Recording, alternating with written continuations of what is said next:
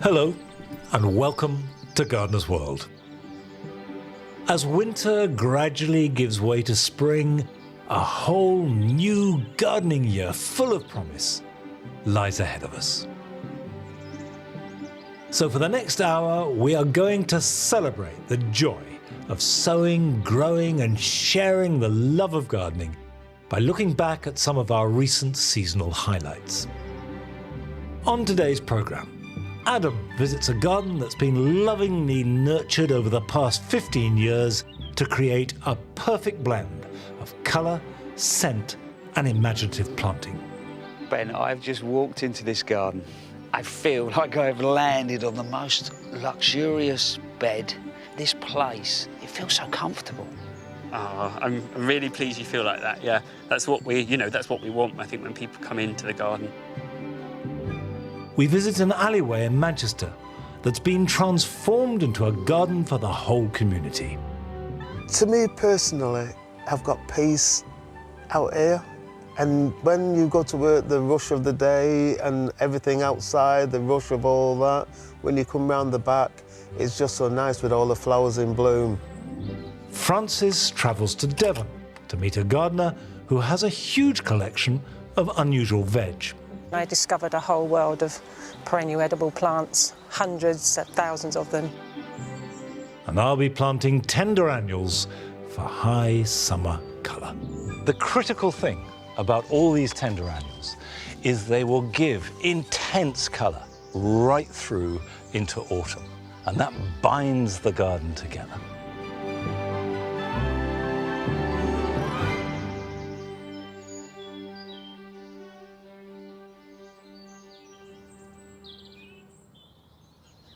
No matter how bad the weather, signs of new life are now emerging daily, both wonderful in themselves and a promise of so much more to come.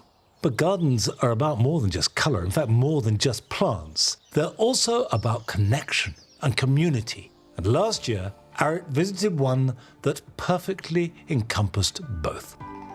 I visit many gardens for the sheer joy, for inspiration, to learn. But today I've come to Cambridge to visit a paradise garden. And what makes this unique is that it's been built as an integral part of a mosque.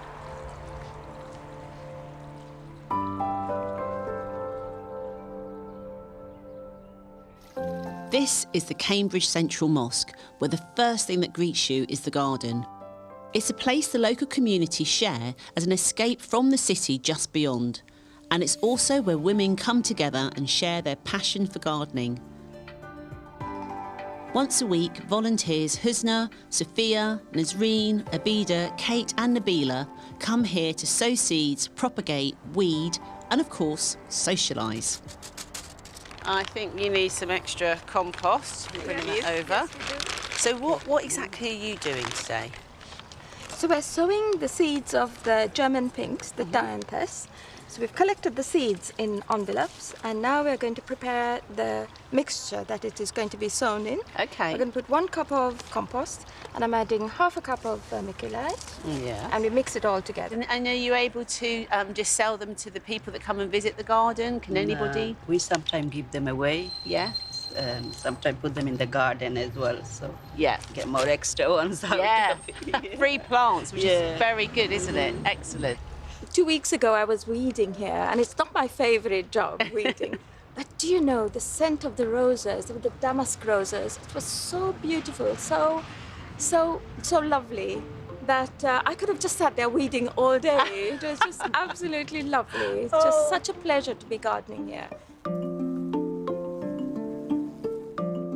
The garden here is called a paradise garden. These originated and date back to ancient Persia, and they have influenced so much of what we know about gardening and design, not just here in the UK, but across the world. Emma Clark, who led the design of this garden, is an expert in this style of gardening, which is laden with symbolism. Emma, it is beautiful sitting in this garden, but it is a paradise garden, so I'd like to know exactly what are the elements that make it a paradise garden. Really, a paradise garden on Earth is not just a symbol of the paradise garden in heaven, but it is supposed to be a foretaste of the garden that we hope will come to us eventually. Not yet, but providing we're good and kind and do the best we can. So the design is based upon the Quranic descriptions, which talks about the 4 gardens. And we have a limited space, so in order to have the idea of the 4 gardens, either side of the central fountain, we've got a division so that there are 4 beds there, 4 beds here. Key element, of course, is water. And the inner meaning is that it's a symbol of the soul. And it acts as this wonderful transition zone between this incredibly busy road. And then you have a slightly quieter space, and you can listen to the water, and you can calm down before going in for prayer.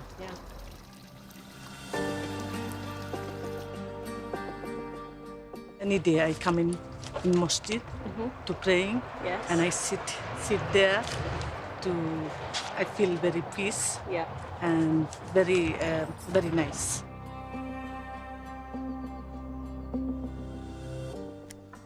Having come to the garden, Husna, what has that meant for you? When I come here, it's give me a confidence to come and help in the garden and do some charity work as well. So that gave me lots of encouragement to do other stuff. Oh, okay. This garden has given you... This garden give me confidence to go out and get a job and doing it, and I'm really liking it. That's amazing. I love it. I love the fact that the garden has been supporting you. Yeah. Really lovely.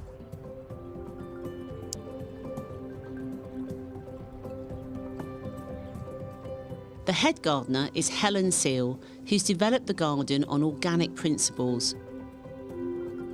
Despite the formal layout, she allows plants to tumble onto paths and seed heads to develop for the wildlife. In terms of the gardening ethos, what's the kind of key thing for you? They're plants which are suitable to here, because Cambridge is incredibly dry and often droughted as well. And they're plants from the Mediterranean. They just thrive in dry conditions. Yeah. So the plants you've chosen then, I can see like the oreganum, for example. What else have you got that you really enjoy? Oh, of course, I enjoy all of them. But the Steeper Gigantea Pixie is an absolute hit. And the myrtle is a lovely shrub. And it just looks after itself. Who couldn't love it? Even the giant clover I didn't know before, the Trifolium rubens, that's done beautifully. The German pink is an absolute star. I want more of that, because we need plants which are resilient. And then there's the gorgeous Eryngium Silver Ghost, which just shines, particularly in the evening light. We try to use natural predators, like ladybirds, which have just come in. We don't use herbicide. In fact, we don't even use much water. The plants really do have to look after themselves. What I'm really impressed by is how much this space brings the community of the mosque and beyond together. Kate, good to see you there, busy at it. Yes. What are you up to there?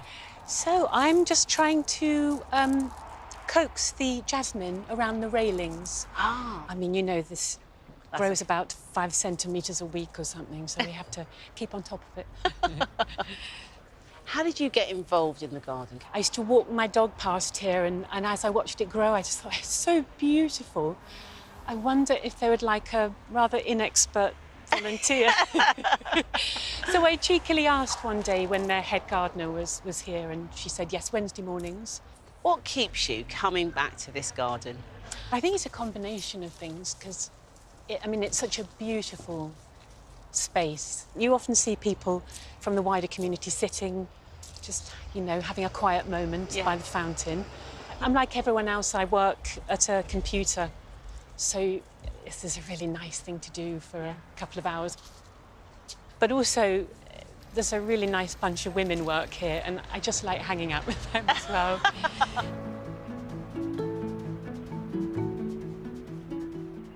So, Abida, how does it make you feel to be in the garden? It gives us pleasure to come here and peace of mind. We get relaxation. You really feel that this is a house of God. We have to look after it.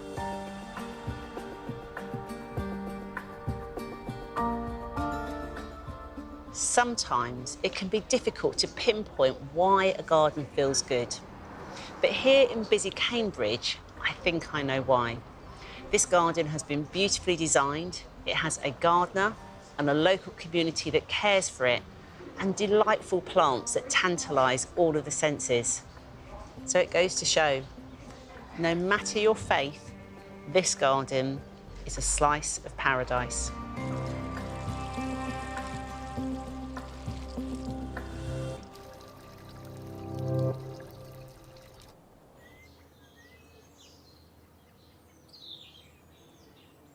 Last spring, I made significant changes to the damp garden, including the reintroduction of one of my favourite plants, Candelabra primulas.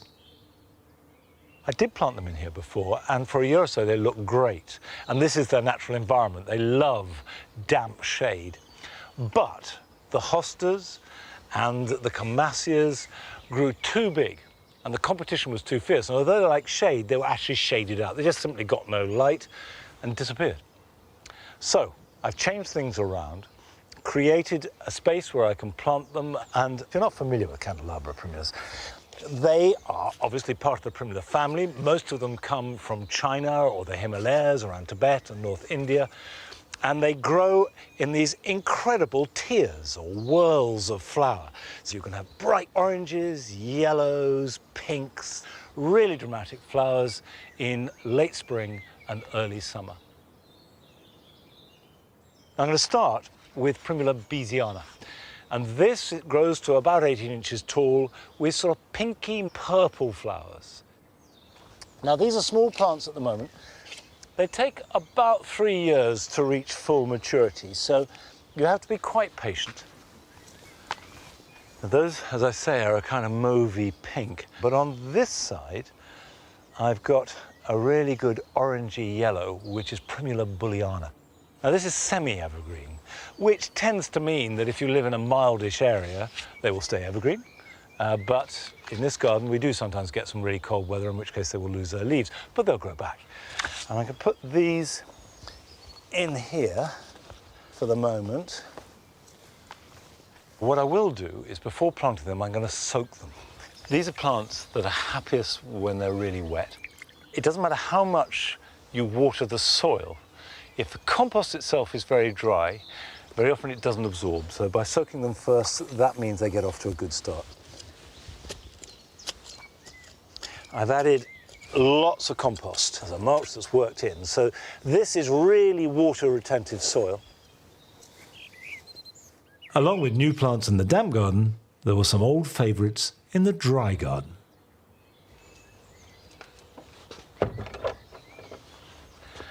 This little patch of honesty growing here in the corner, which is such a delight, has been reappearing every year for the last 20, 25 years. I absolutely love it. And I've sown seed, and I've collected seed, and I've tried to grow it elsewhere right across the garden with nothing like the same success as this little self-sown patch. And it goes back to the old thing, if you find the right place for a plant, then it will be happy. Now, it's time to visit the first of your gardens, which takes us all the way to Japan. Hello, my name is Yasu. Welcome to Petit English Garden in Itoshima, Japan. A friend of mine who lives in UK loves bluebells and has told me how beautiful they are all over the forest floor. I've always wanted to visit UK in spring, but I've never had a chance. So I decided to grow a group of bluebells in my garden. However, some of the bulbs didn't grow well and disappeared. So every year I propagate bulbs in planters in order to replace the dead ones. I select the larger bulbs from the planter and plant them in plastic pots. Then plant the remaining smaller bulbs in the planter again.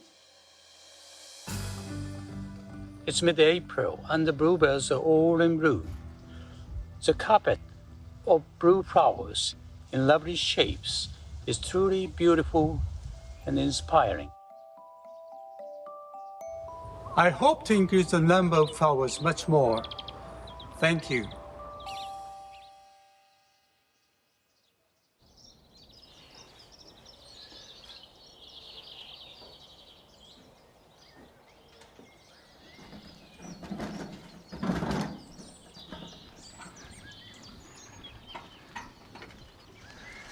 I love the attention to detail and the care with which Yasso propagated his bluebells.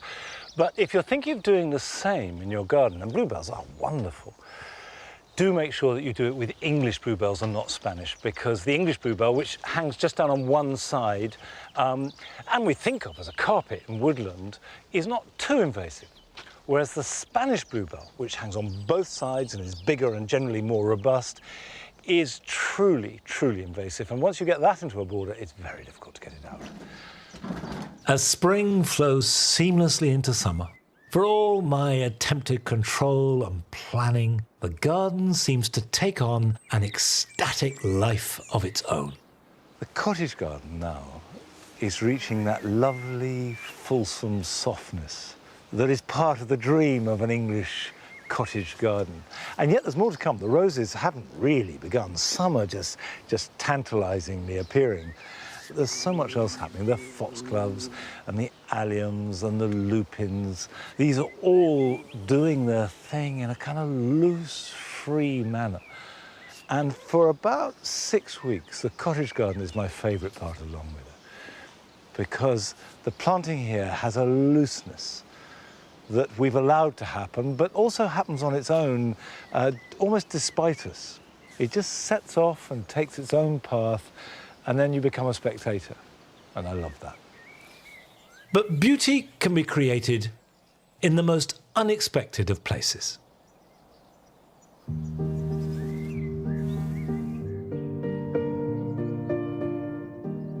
To me personally, it means I've got peace out here. It's nice, it's quiet, and when you go to work, the rush of the day and everything outside, the rush of all that, when you come round the back, it's just so nice with all the flowers in bloom. My name is Patrick, and I live in Levenshulme, and this is my alley garden. The space round this alleyway, when I moved in, was a mess. There was broken bottles, there was people around the back at night times, there was all the things that you really don't want. We never really came out in the alleyway. We just sort of like stayed in our own little garden until the council put the gates on. It was like my opportunity then to sort of like try and turn this into something beautiful for the neighbours. So I got stuck into it, anything that I could find. I thought I was going to stop at one point, but then there was always space to put more things in. Karen, my wife, is always saying, "You've got too many plants, you've not got any room." I said, "There's always room for one more."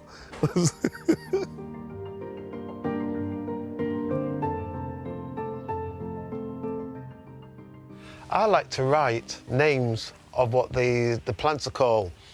And this one's a Himalayan honeysuckle. The bees love these, and I like them because of the bell shape on them. They look really nice.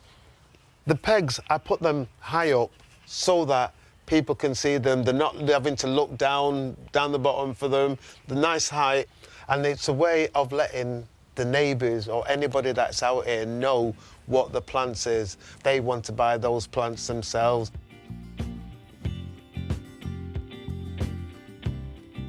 The things that I use with boxes, I use anything. Anything that I can find. Recycling, that's the main thing about it. It doesn't cost a lot because you can find things outside. What someone throws away, it's another man's treasure.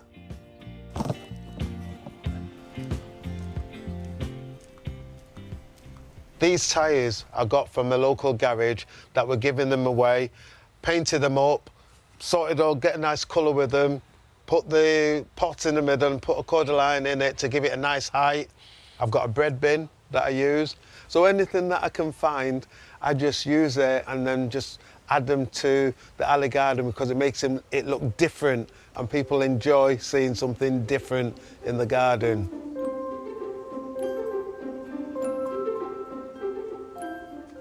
why I do that. That's a good question. Why are you making these things?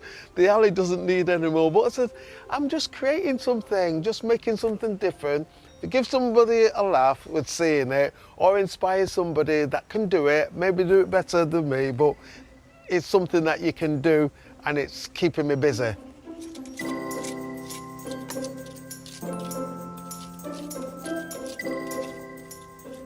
My mum was good at gardening and she was good with her, you know, getting all green fingers, and so I've just naturally got that from her.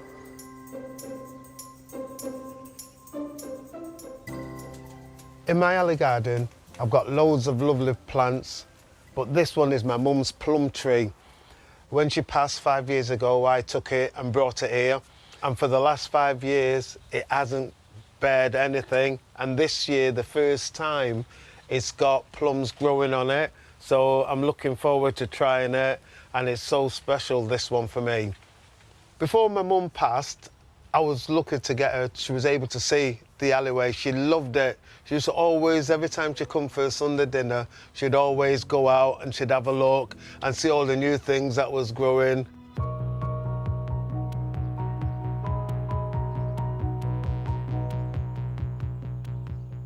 I think it has helped the community because we've got to know the neighbours round here. You chat, and when you come out to do bins, you know them by name.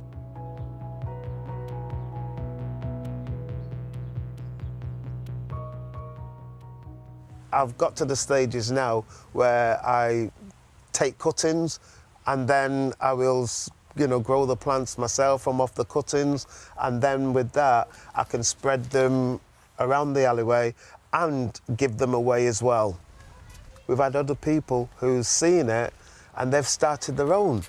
They've gone off and they've cleaned up theirs and they've started, and it's cotton on with a lot of people now, that people now are trying to take ownership of their alleyway and to fix them up and make them look good.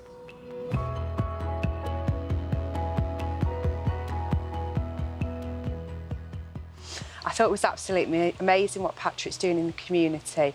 He's working towards creating a space that people can enjoy. When you walk into the alleyway, it's just vibrant with colour, plants. I came away from Patrick's and felt I really wanted to do something with my alleyway, that people can see it as an extension of their garden. The community can come out, people can get to know each other in this space. It's amazing to see my ideas spread. It's amazing to see people that have come, had a look at it, been inspired to start their own.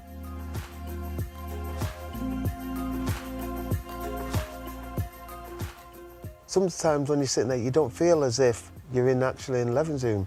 You feel like so, and when the sun's shining, you feel good. You feel that you're somewhere else, and blue skies, and you could be anywhere. My wife keeps wanting to move. Well, Karen keeps wanting to move, but I keep saying, I've got this alleyway to look after, you see, so there's no one else to do it, so I'm here for the longer haul.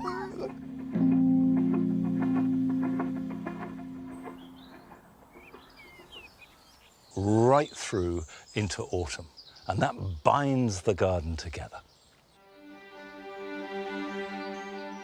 Now, still to come on today's programme, Francis visits a gardener with a huge variety of perennial veg. This is Good King Henry. Okay. And who doesn't want to grow a plant called Good King Henry?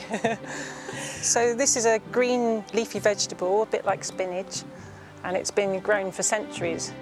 And we meet a grower who finds that gardening nourishes her mind, body and soul. I will take moments out of the day to just walk outside, and I'll go and walk around the greenhouse and just see what's coming ripe, and it's a moment of calm and a moment of peace. But first, Adam visited a walled garden in September. There was a beautiful balance of both ornamental and productive plants. I've come to West Sussex to see a wonderful garden that's been given a new lease of life over the last 15 years. But more than that, I'm looking forward to meeting the head gardener. His name's Ben Pope, and I've heard an awful lot about him. The property owners commissioned Arnie Maynard to design the garden. As it developed, Ben was appointed head gardener to take it forward. And for the last 14 years, that's exactly what he has done. Moulding and developing the garden into something unique and truly beautiful. Ben, I've just walked into this garden. I feel like I've landed on the most luxurious bed. This place, it feels so comfortable. Oh, I'm really pleased you feel like that, yeah. That's what we, that's what we want, I think, when people come into the garden.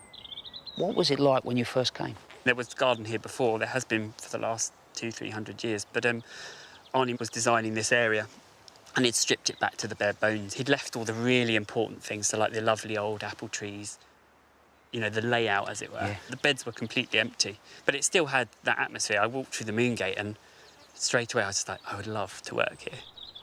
The place, I said it feels beautiful, but it carries a certain atmosphere. For sure, yeah. As you walk around the garden, there's different parts of atmosphere. Different things that feel cool and calm. And then in here, it's quite full on, as you probably said, exuberant and gushing. And you'll go to another part, it's quiet space, it's a moment to breathe. Yeah. And that's what we're trying to do, sort of capture the atmosphere of specific parts of the garden, but also the seasons. I'd love today to find out exactly how you garden this space. Can I get my hands in the soil and do a bit? Of course you can. Be a pleasure. In early autumn, the gardening team are kept busy, harvesting produce for the house. It's a key part of the head gardener role to ensure the walled garden is bursting with cut flowers, fruit and vegetables. I do love the way that you've used the verticals here, mate. You get so much use out of a tiny little space. And it's great for, any size garden. This is an arch, but it could be a fence panel, it could be a wall, it could be all sorts of things. We combine, obviously, edibles. Yeah. So you've got the borlotti beans here, you can do climbing squashes, but also ornamentals. So the lovely, Ipomea lobata, sort of looking really, really good. And these things really enjoy, the late summer. They really come into their own. Straight away, raspberries and bits, you're not growing them in the obvious way. You've got them as fans, these are working as cordons.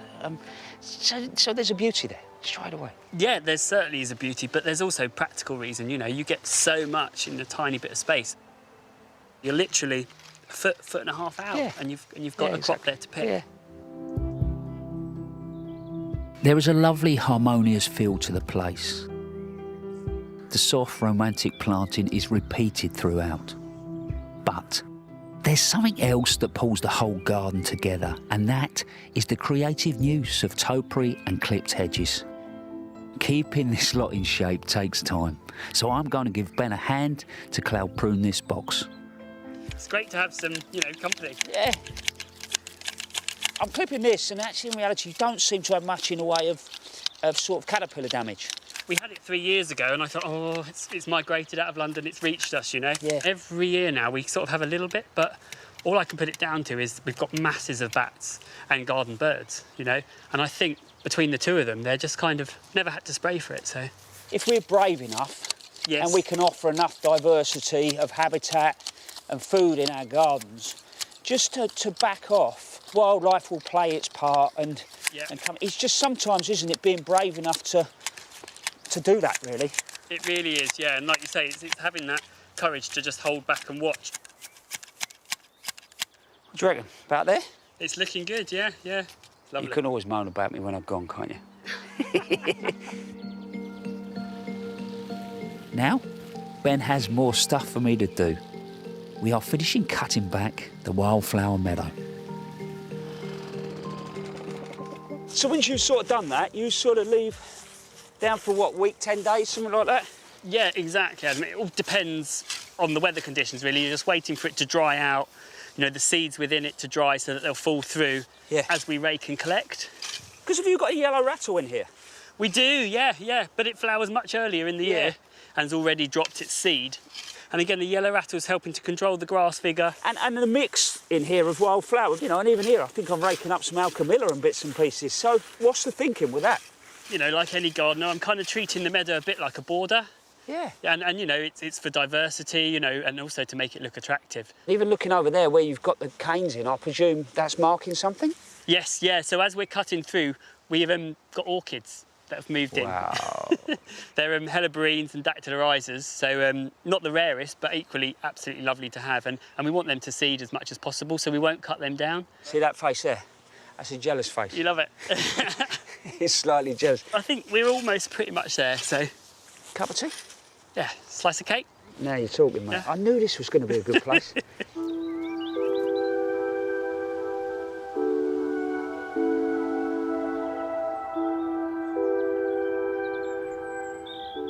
What I've realised is you've created a garden that provides a million moments.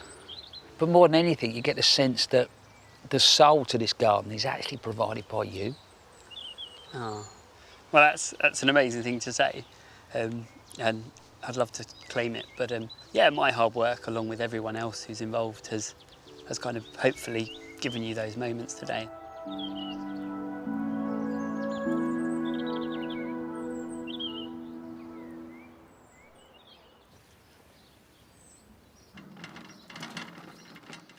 Fresh, seasonal fruit is one of life's treats. And by growing vertically as Ben did, you can make the most of limited space. How about these cherries? These are Morello cherries. We netted them to keep the blackbirds off because as they ripen, the blackbirds love them. If you're going to use them straight away, you can just take the cherry and pull it off the stalk like that. But if you want them to last a little bit longer, then you need to cut them stalk and all. But when you're doing that, just be careful you don't cut the spurs, the little woody spurs that come off the side shoots that bear the fruit, because they will bear next year's fruit as well. And of course, these are not sweet cherries, they have to be cooked, but they make wonderful jam, they make a superb sort of jus for putting on ice cream or yogurt, they make a really good tart, and I'm delighted that they've survived everything that our birds can throw at them. Any space you have can be used to grow productively. And one of our viewers near Stockport was certainly making the most of hers.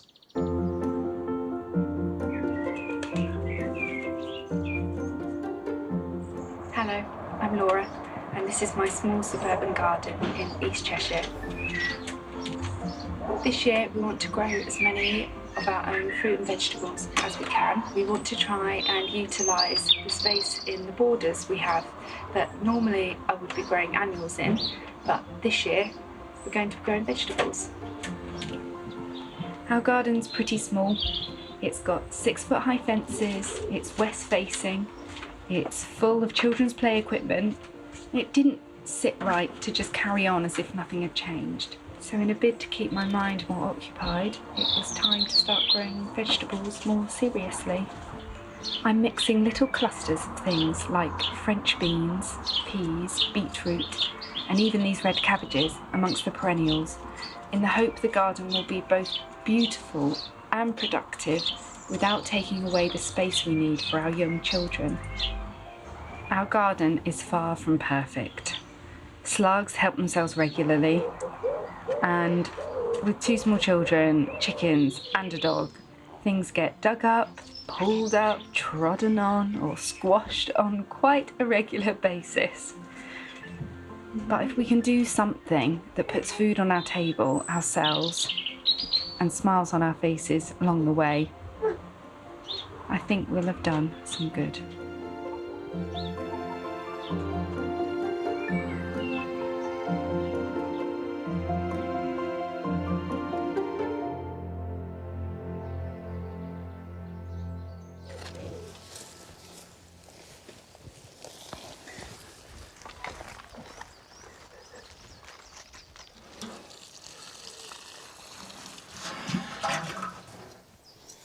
Now, it's interesting that gardeners, after a while, tend to veer towards either growing vegetables and fruit and edible plants, or towards the more decorative side. And traditionally, they haven't overlapped hugely.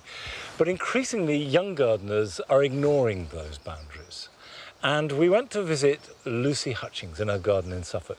And Lucy is one of those gardeners that sees beauty in every kind of edible plant, and not just beauty, but also the well-being that they bring to her.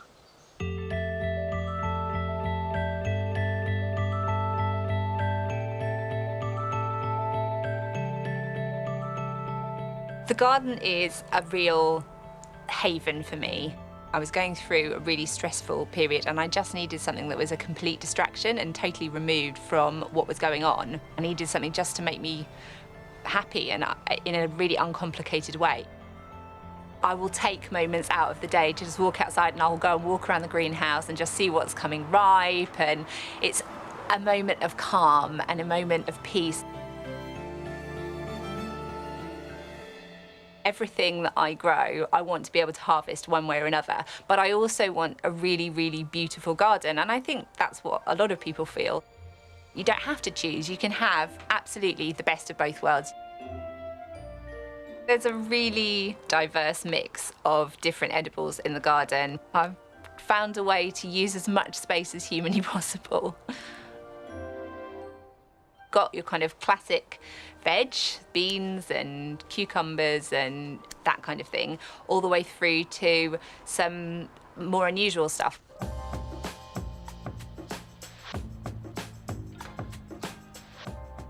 My favourite plant to grow has always been and remains tomatoes. I just love them. As plants, they give me a lot of reward. And for me, they're like little objects of art. An absolute rainbow of jewel-like colours, and they're so beautiful to grow. But also, from a production point of view, I can realistically grow all the tomatoes that we need as a family for the whole year in my greenhouse, which I think is really lovely to be able to do. I would probably have to admit that I am slightly obsessed by tomatoes, but that's fine, I can admit my faults.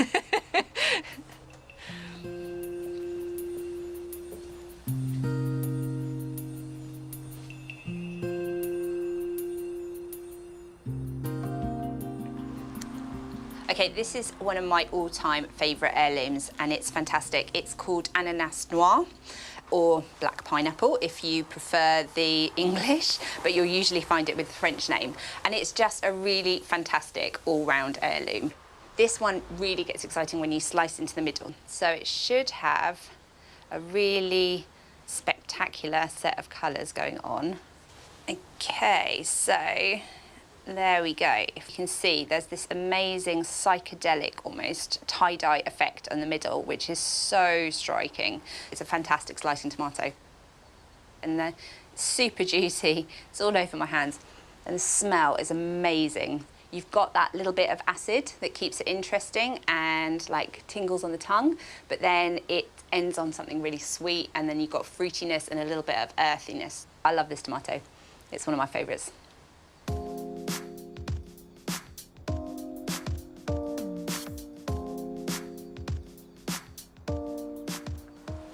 So this tomato is called striped stuffer, and it's a red tomato, and you can see it's got like speckled yellow stripes down it, and it's usually quite relatively large and heavily ribbed. If you like cooking with tomatoes, this one does something really different, and that's why I like it. So you should be able to cut off the top, just like that, and then you can see that it's hollow inside. You can see the gaps. This central section where the seeds are grows in a relatively tight ball, so you should be able to scoop that whole middle part out in one go. And then you've got a lovely hollow tomato ready to stuff, and then you should be able to just pop the top back on and roast.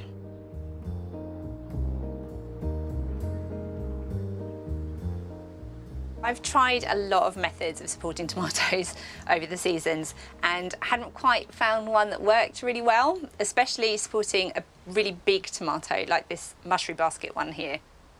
I had a eureka moment at the beginning of the season and thought bungee cords, they're absolutely perfect. They've got a hook bottom and top, so they're really easy to attach on, and they're nice and strong, and it's easy to wind the elastic around the tomato plant as it grows. It's worked really well. I've even got them going across the roof in some of them. So rather than having to stop the tomatoes when they hit the apex of the roof, I can then keep winding them across the top of the roof and keep them going. So I've got really, really tall tomatoes. They really support them as they're hanging down. So I'm completely converted now. It's bungee cords all the way for me.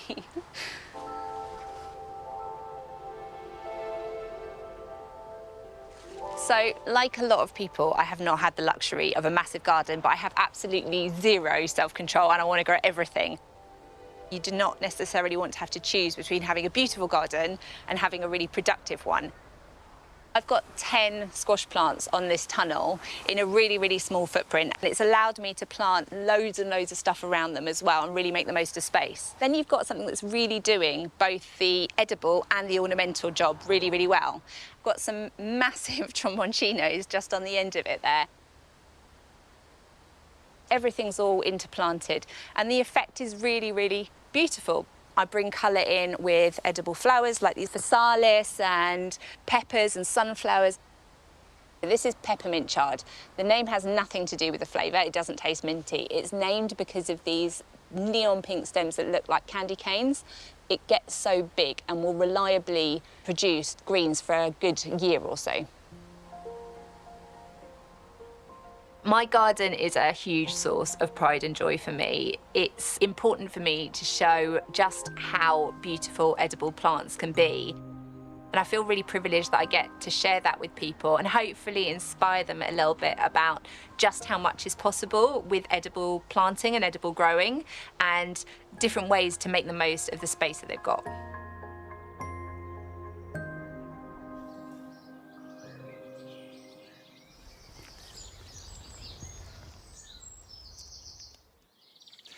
Now, I always prune my blackcurrants immediately after harvesting the fruit.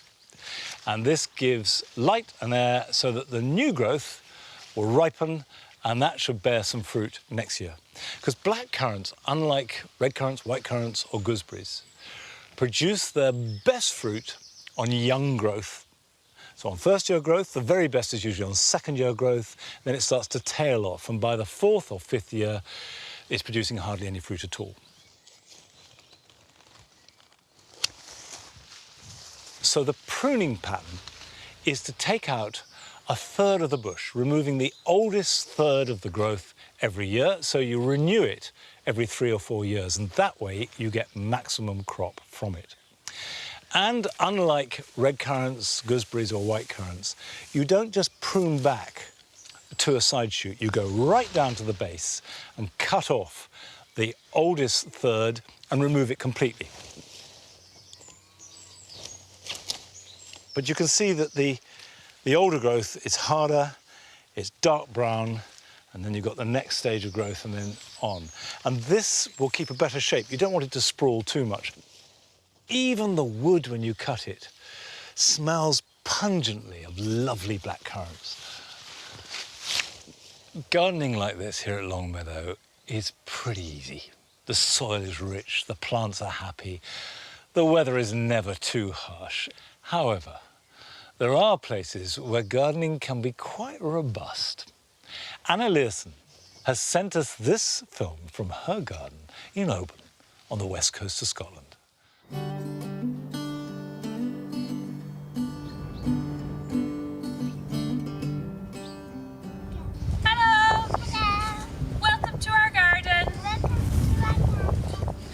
We moved into our rental house here in January of this year and we're very keen to start gardening. We bought a pretty cheap greenhouse online, but it kept blowing away in, as you can hear, pretty strong wind. This is actually quite a calm day today. We got so fed up of having to rebuild it every time that my partner decided to build us this.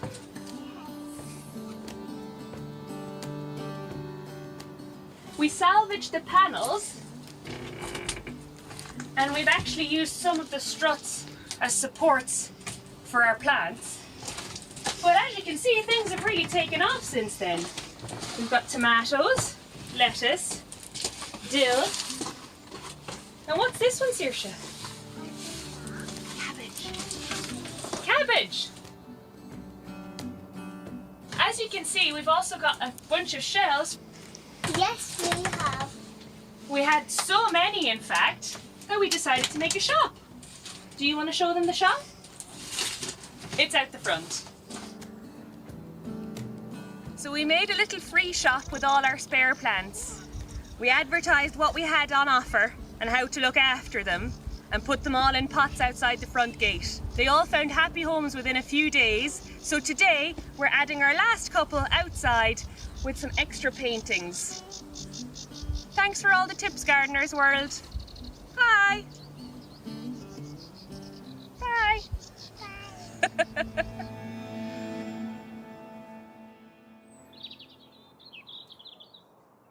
In the cottage garden, we have one bed set aside just to grow flowers for the house. It doesn't have to be big. It can just be a square metre or so, but it means that you can grow your favourite plants that you like to cut to bring indoors without ravaging your borders. Now, this has been a cut flower bed for the last few years, and last year we just grew dahlias in here and they grew well. And we made a decision for the first time in quarter of a century not to dig them up and bring them indoors over winter, but we left them in the ground. And you can see they're fine. They've come through winter perfectly well. We mulched it very heavily. I suppose it was a mulch about whatever that is, about a foot thick of compost, which both will have protected the tubers and also enriched the soil. They did grow back slower. They flowered later, but the plants are bigger and stronger, and I suspect they will flower for longer. And it means that we can come out and we can just cut flowers for the house freely. Being able to share produce and knowledge is all part of the joy of gardening. And in July, Francis visited a plot on the edge of Dartmoor to learn more about growing perennial veg.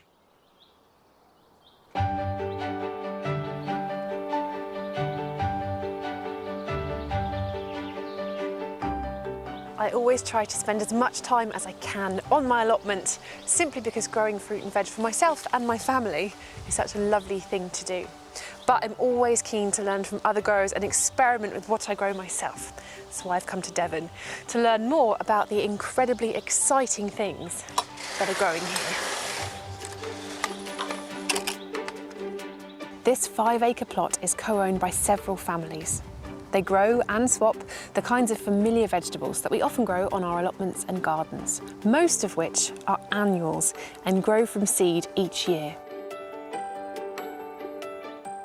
But one member, Mandy Barber, prefers to push the grow your own boundaries, choosing instead to grow perennial vegetables, which once they're in the ground, come back year after year.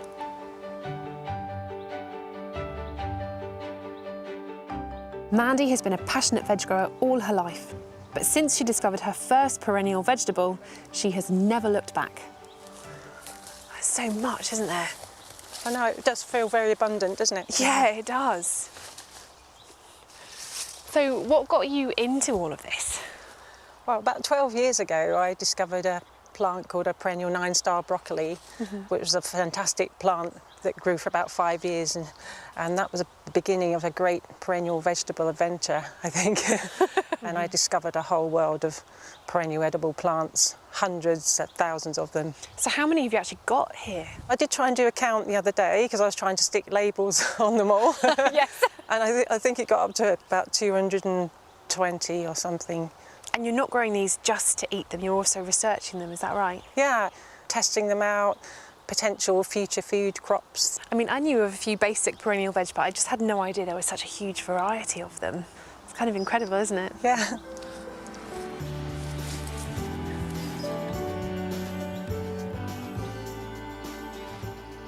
So what is this plant here? This is Good King Henry. Okay. And who doesn't want to grow a plant called Good King Henry? So this is a green leafy vegetable, a bit like spinach, and it's been grown for centuries. And there are 3 harvests: an early spring harvest of the young tender green leaves, and then the unopened flowering shoots can be used a little bit like an asparagus spear. And then amazingly, as it's a relative of quinoa as well, the seeds can be harvested and used as a quinoa substitute. And these really haven't any pests at all. I really don't need much looking after. Do you feed it or? I haven't done anything to this one. It's quite happy on its own. How do you propagate this?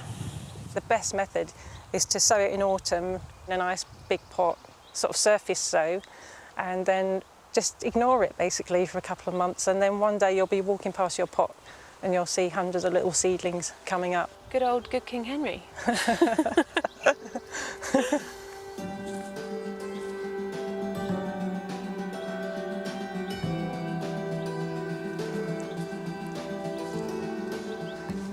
Wow.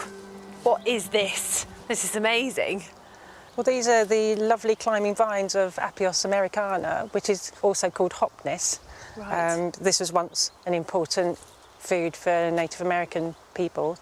Out of all the roots and tubers I grow, I think this has got a very special place in my heart. Why is that? Well, they have everything going for them. They're like beautiful vines. Later in the summer, they'll have the most gorgeous purpley pink maroon flowers. Right. And they have the most delicious tubers, a bit like the best plate of chips that you've ever eaten. So this is a single tuber, which is probably about the average size that you'd get. Right. These are grown in containers. When it comes to harvest time, you can tip the whole thing out once the vines have died back. Okay. And then most of your tubers will have accumulated in the pot, so it's an easier way of harvesting. And are they hardy? The tubers themselves are very, very hardy, so they can stay in the ground over winter. I think I might have to grow one of these myself. It's absolutely lovely. I love it.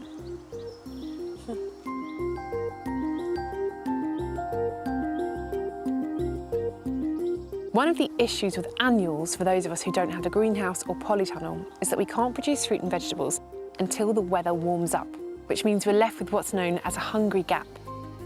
But perennials have a really strong root system, which means they get going as soon as the temperatures rise. This is a Hablitzia tamnoides, also known as Caucasian spinach, herbaceous perennial climber, and the leaves can be used just like spinach or used as a salad leaf. And the wonderful thing about this is that you don't need to take up a cultivated bed or a sunny part of your garden. They'll actually thrive really well in a shady, quite damp spot. Wow. It goes from a few centimetres very early in the year. By May, June time, we would have reached about 3 metres in height. And it's hardy? Tolerate down to -25, -30. That's what I love here. There are so many fascinating plants to whet the perennial veg appetite, like perennial leek, dwarf Jerusalem artichoke, and skirret, a kind of root vegetable. The list goes on. Now, this is a plant that I do know well. This is sea kale, or Crambe maritima, and I know it from childhood because it grows all around the coast where I grew up and all around the coasts in the UK. It's edible and it's beautiful. The new shoots, when they emerge through the sand or the shingle, are a lovely rich purpley colour, but you can force them like rhubarb and they'll be paler and more tender. But even if you don't force them, the tender young leaves are delicious. You steam them, add butter, they're lovely. Or you can eat the florets before they flower and cook them like broccoli, or let them flower and then eat these lovely little seeds, which are a little bit like peas. If you want to grow sea kale, don't go and dig it up from the wild. It's protected, so it's illegal to do that. But it's widely available in nurseries, or you can buy the seeds and sow them yourself. And this beautiful architectural and delicious plant will grace any garden.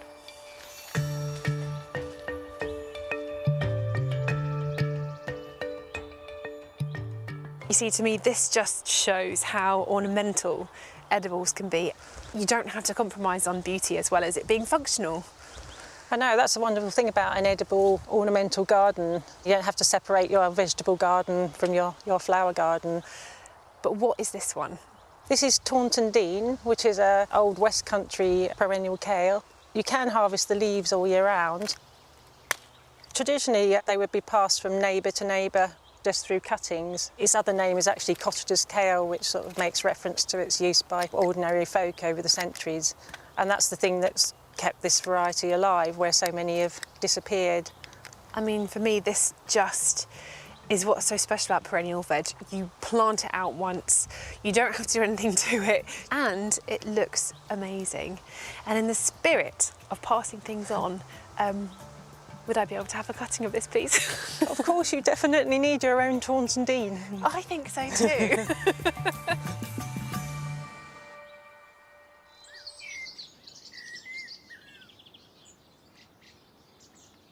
Well, everyone's feeling rather sleepy here. Certainly Patty's found herself a nice nest. Nellie keeps flopping in the shade. I think that's it for this week. But we've got lots more Gardener's World to celebrate, so do join us again next week. Until then, bye-bye.